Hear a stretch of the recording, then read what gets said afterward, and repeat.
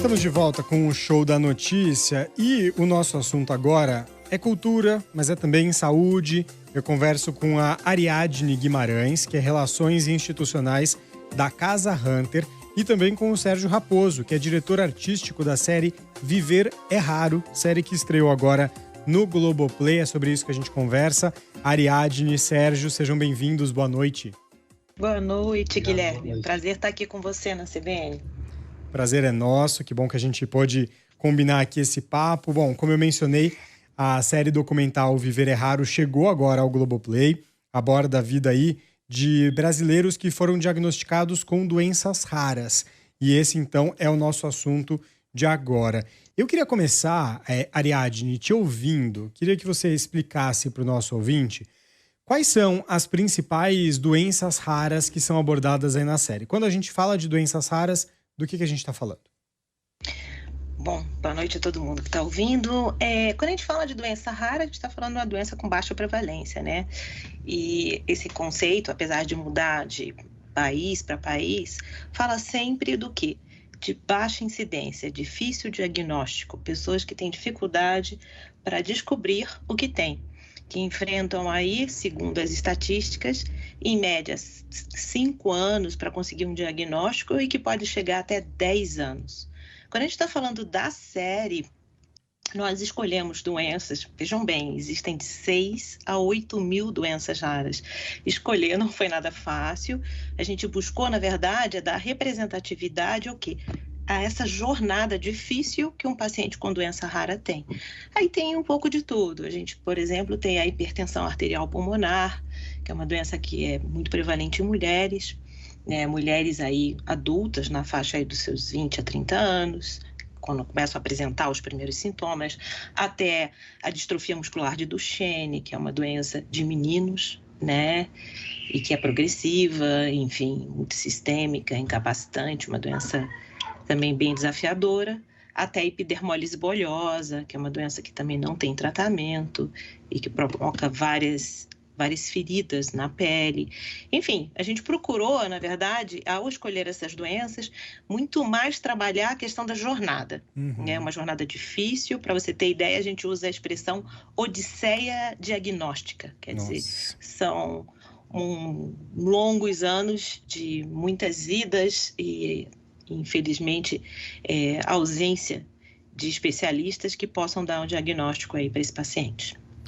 Vamos falar ainda nessa conversa aqui um pouco mais sobre isso, porque é um tópico importante também. Aliás, só aproveitando para mencionar que tanto o Sérgio quanto a Ariadne estão em imagens aqui para a gente também. Então, quem estiver nos acompanhando pelo YouTube, pelo Globoplay, pode acompanhar as imagens. Sérgio, queria te ouvir também, você como diretor aí da série, como foi o início aí da ideia dessa série, como que você como diretor planejou abordar esse assunto, como que foram aí os trabalhos iniciais de planejamento desse trabalho? Tá, boa noite. A série é uma iniciativa da Casa Hunter, né? Então ela vem de um desejo de levar esse assunto para mais pessoas. Então essa série tem 7 episódios, né? E nosso objetivo era realmente identificar essas pessoas, né? Dentro desse escopo das 7 doenças raras, e abordar a trajetória de vida dessas pessoas, desde a descoberta do diagnóstico, né? Assimilar o choque do diagnóstico, aprender a lidar com a doença, superar e olhar para frente. Como viver com o diagnóstico de doença rara? Eu acho que esse é o grande desafio dessas pessoas e foi esse retrato que nós procuramos construir na série. Como é que se lida com um diagnóstico como esse, né? Como é que é o dia a dia, a luta diária, as superações. Então, é esse o caminho da série. Maravilha. Ariadne, retomando o que você tinha mencionado, né? Até anotei aqui a odisseia diagnóstica, a jornada desses personagens. Pensando aí no dia a dia, quais são os principais desafios que as pessoas diagnosticadas com doenças raras enfrentam no nosso país hoje? Se você tivesse que mencionar aí uma iniciativa, uma política pública que seria importante de ser reforçada para tentar minimizar essa odisseia, o que seria? Qual seria esse caminho? Nossa, essa é uma pergunta tricky, né? Porque tem muitas coisas envolvidas, Não é mas na simples, verdade, não é tão simples, mas vamos lá, fazendo o resumo. Depois que você alcança o diagnóstico, que já é essa cruzada que a gente mencionou aqui, você vai encontrar, a maior parte dessas doenças, elas são multissistêmicas, quer dizer, elas afetam vários sistemas do corpo. Isso significa que um paciente com doença rara, ele tem que passar por vários especialistas, tá? Que possam dar o tratamento multidisciplinar, tá? E aí eu estou falando de médico e não médico, né? É fisioterapia, é fono, enfim, uma série de especialistas juntos para olhar para esse paciente. E aí começa um outro problema, que é exatamente na rede pública, agendamentos, encontrar esses especialistas. Então, ele fica num périplo contínuo para conseguir ser atendido. E, infelizmente, Guilherme, isso é muito trágico. A gente está falando que 30% desses pacientes não alcançam em 5 anos, eles vão morrer antes, porque eles não vão conseguir alcançar muitas vezes o diagnóstico e depois o tratamento devido. Então, realmente, falar em políticas públicas fala basicamente reforçar o nosso sistema de saúde e torná-lo mais aberto às doenças raras. Os especialistas, infelizmente, tanto os médicos, né, isso é trágico demais, quanto os não médicos sabem muito pouco sobre doença rara. E esse clique, pensar na possibilidade de um diagnóstico, precisa acontecer. Então, a gente está falando basicamente de informação, formação, capacitação, né? Fora os dilemas diários. Por exemplo, você sabe que na rede pública é muito difícil você encontrar um pediatra. Sim. Se é difícil encontrar um pediatra, você imagina o tratamento e aí adequado para uma doença rara. Com certeza. Agora, até partindo aí do nome da série, né? Viver é raro, entendendo aí uma perspectiva também positiva, né? E a forma de contar essas histórias também dando voz a essas pessoas e podendo retratar aí. Eu queria ouvir do Sérgio sobre isso. Quais foram os principais desafios aí para vocês sobre retratar essas histórias com a potência e também com o respeito necessários, né? Como que foi para vocês conversarem junto com o pessoal da Casa Hunter, claro, imagino, para entender o caminho, a forma de poder conduzir essa história, de trazer o alerta todo necessário, né? A conscientização necessária, mas também pensando na história dessas pessoas, né? Muito importante. Esse foi o grande desafio, que era contar essas histórias sem reduzir essas pessoas ao diagnóstico. Uhum. Né? São pessoas que na trajetória de vida aconteceu de terem sido diagnosticadas com doenças raras, mas são jovens, são crianças que têm seus sonhos, têm as suas vidas ali para além do diagnóstico. E uma preocupação muito grande era não retratá-los exclusivamente vinculados à doença. Uhum. Então, uma conversa que nós tivemos previamente com todas as famílias foi de que duas coisas importantes, que não era uma série sobre doenças raras, era uma série sobre pessoas que vivem com doenças raras. Isso faz toda a diferença. E uma outra questão era que eu sempre colocava para as famílias, nós não queremos fazer um filme sobre vocês, nós queremos fazer um filme com vocês. Então, nós tivemos uma etapa de pesquisa, nós desenvolvemos o roteiro, fizemos o nosso plano, e aí eu abria o plano com todas as famílias para dizer, isso faz sentido? Isso faz sentido na sua vida? Isso aqui vai ser algo forçado ou mal interpretado da pesquisa? E disso saíram coisas muito interessantes. Eu vou dar um exemplo do episódio da Laísa, onde a Laísa é uma campeã de bocha. Né? A Laísa tem atrofia muscular espinhal, vive em Campina Grande, é uma campeã de bocha. Mas também é uma menina que ama dança e sempre dançou. E hoje ela né, antes de perder a marcha, a capacidade de andar, ela já dançava. E nós achávamos que nesse episódio o foco ia ser a trajetória com a bocha, né, que ia culminar com ela disputando uma seletiva para uma disputa sul-americana, que ela foi selecionada. Mas quando nós descobrimos, havia uma potência muito grande ligada à dança. Uhum. A mãe produzia um festival de artes inclusivas na cidade de Campina Grande. Ela estava ensaiando, se preparando para dançar. Então, nessa troca, nós descobrimos que tinha um caminho um pouco mais potente para contar essa história. Com certeza, maravilhoso. E para você, Ariadne, que aí no trabalho da Casa Hunter, certamente está ali no dia a dia, em contato com esse assunto, com essas histórias. Eu até vi aqui no material de divulgação da série que vocês falam que tem a busca particular por uma vida plena, digna e livre de preconceitos, né? Que eu acho que passa muito por essa missão que o Sérgio falou aí de como abordar essas histórias. Você, Ariadne, que está aí nesse dia a dia, o que você diria, qual que é a importância de contar essas histórias para um grande público? Levar uma série como essa para uma plataforma como o Globoplay, que a gente sabe é enorme e tem tantos assinantes. Olha, primeiro eu acho que é total, a importância é total. Guilherme, você tem que pensar que uma coisa é eu virar para você e falar assim, existem 13 milhões de pessoas com doenças raras no Brasil. É um número grande, importante, de repente mobiliza.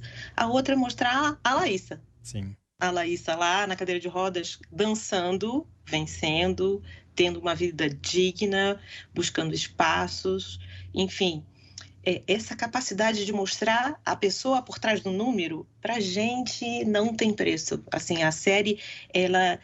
E olha, não é porque eu tô na frente dele não, tá? Eu tenho que registrar que o trabalho do Sérgio é primoroso, primoroso, de uma dignidade, de um olhar, de um respeito pelo paciente, que fez com que a série alcançasse realmente um grande teor emocional, mas também uma grande verdade jornalística. Então, é uma série documental, você vai ver ali o que se passa de fato na jornada do dia a dia do paciente com doença rara, mas também tudo com uma extrema delicadeza, uma grande beleza artística, cênica. Sou suspeita, tá? Total, Guilherme, eu brinco que todo mundo tem que ver. E olha, vale lembrar, o sinal está aberto, né? A série está aí disponível para todo mundo. Maravilha. E transformando, tá? Só para responder aí de uma maneira mais profunda a tua resposta, os pacientes, o depoimento deles, depois que eles viram os capítulos, é cada um mais lindo que o outro, né? Assim, me deu força para seguir. Trouxe voz. Uma mãe disse para mim, nossa, que série importante, que série importante. Ela repete essa sentença várias vezes, né? E realmente a série é importante. É mostrar que somos muito mais do que números, né? Somos cidadãos que com direito aí, como todos, o que está lá no artigo 5º, a saúde, né? A plena saúde, e que precisamos aí buscar encontrar a nossa voz. Eu acho interessante isso que você mencionou, porque é claro que tudo que a gente falou aqui, né, é pensando em como levar essas histórias para o grande público, para pessoas que não têm contato com as doenças raras tão próximas ali no dia a dia, mas você trouxe também esse exemplo, né, Ariadne, de como contar essas histórias faz bem não só para essas pessoas que estão ali refletidas, mas para outras pessoas e outras famílias que talvez estejam no início dessa jornada que você mencionou, por exemplo. Isso também pode ser importante ali. E eu queria aproveitar, o Sérgio mencionou a história da Laísa, que acho que é o primeiro episódio, né, da série, inclusive. E você, Ariadne, tem alguma história que você destacaria pra gente por algum motivo? Para deixar vontade de assistir ainda mais? Difícil, viu? Que todas elas... E olha, para você ter ideia, parece até brincadeira falar isso, a gente deve ter visto por baixo umas 30 vezes cada episódio, antes do momento derradeiro em que ele sobe, né, e tá lá disponível no Globoplay. E eu continuo vendo e eu continuo me emocionando. Então eu vou falar um pouquinho de cada um. Se você me der, assim, um segundinho. Vamos lá. Vamos lá, você me ajuda, Sérgio, para colocar na ordem. Laísa tem o nome de Laísa Guerreira, não é à toa. Ela já esteve no Senado defendendo as doenças raras aos 12 anos de idade. É campeã paralímpica, é um exemplo de luta e determinação para todo mundo. Isso já define quem é a Laísa. Tá certo, Sérgio? Você vai me corrigindo aí. Vamos lá, episódio 2. Estamos falando da Beatriz. Episódio 2. Eu tô aqui com a listinha aberta, Rafael. Posso ajudar vocês. É o Rafael, isso mesmo. Rafael, gente. Rafael é tudo de bom nessa vida. Um jovem de 30 anos, também campeão, né, de Power Soccer, que é um futebol que se joga com cadeira de rodas adaptadas.